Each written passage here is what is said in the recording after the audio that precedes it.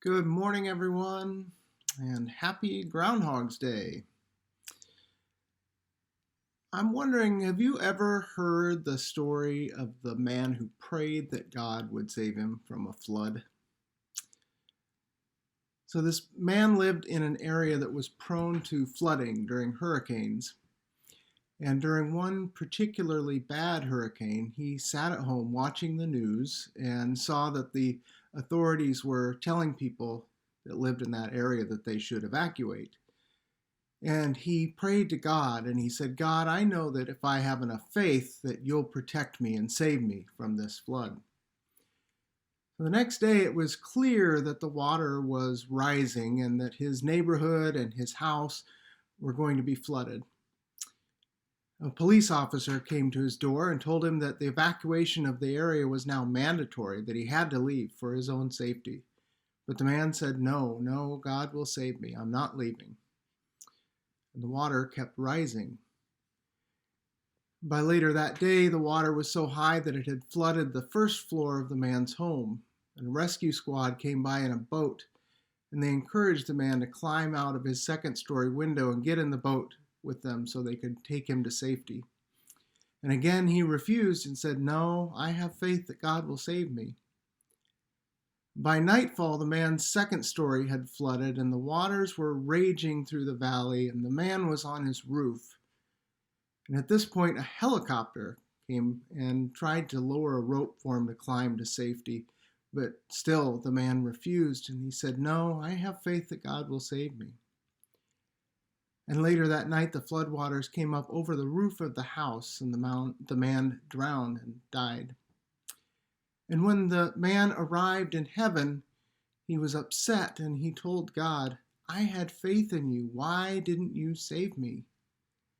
And God told the man, I tried many times to save you. I sent messengers to warn you. I sent a boat. I sent a helicopter. But still, you didn't listen to any of them.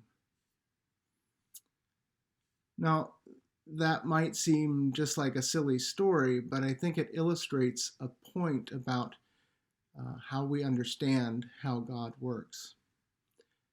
There are some religious people, some Christians and others, who don't believe in science. Their understanding of miracles and how God operates in the world and in the universe is limited to just the stories in the Bible.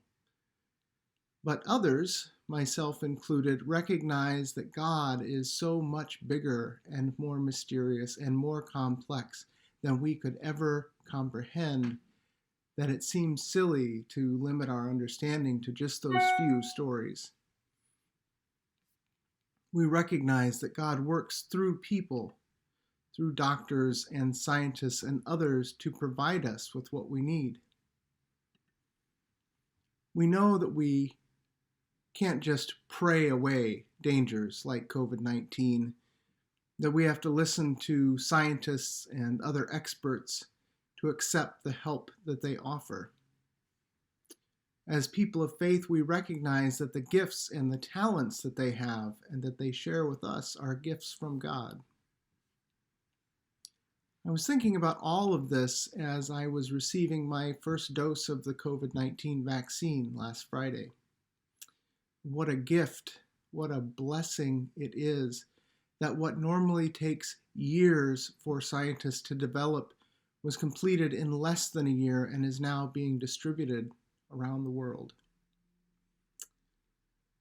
You don't have to reject science to believe in God, and you don't have to reject faith in God to believe that science is real.